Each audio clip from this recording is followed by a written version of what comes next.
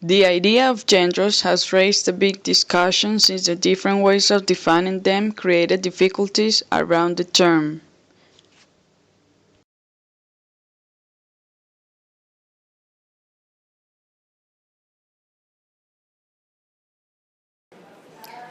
Genders can be defined by patterns, form, and by some theories dealing with meaning and interaction. That's why there are different ways to define genders. We're going to see 5 of them divided into 2 perspectives. Genders can be defined by its internal form, that is, the linguistic features they have, how they are structured.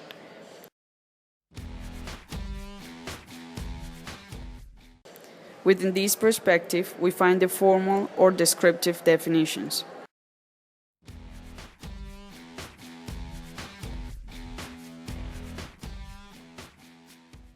Jamieson and Campbell in 1982 said that a set of features were key when defining genders. They are different and built in several forms. We can differentiate an abstract in a research report from a written interview because of their structures and contents. Genders can also be defined by an external point of view, that is, a more social perspective, which involves discourse communities and social interactions.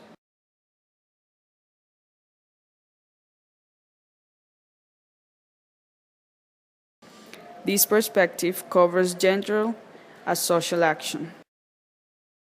Miller, 1984, says that genders emerge from rhetorical situations such as conversations, lectures, teachers explaining a lesson to their students, reading ads.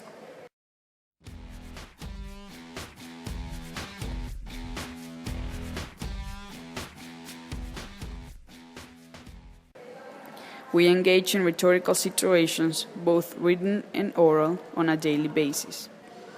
There is also a discourse community definition, which claims that different kinds of tests manage to make different kinds of audiences interact.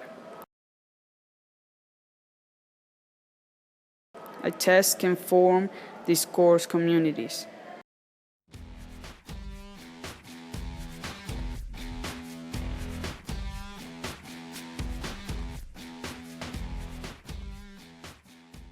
Now, since we're in the technology era, it's highly likely that internet has made easier the formation of more of these discourse communities since geographic proximity is less necessary.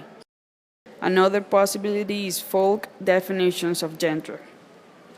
Not only experts try to define gender, but the ones who use, produce, and consume them also come up with spontaneous terms for genders. Miller, in 1984, proposed to do ethnographies to see how people define genders. Lastly, there are legal and administrative definitions. Some genders are created by authorities like academics who define genders as how are they supposed to be used and how they are structured rather than defining them as how they are really used and structured in context. Don't forget that even though there's a lot of research about genders and several definitions, there are still some questions left to discuss, like the possible existence of hierarchies of genders.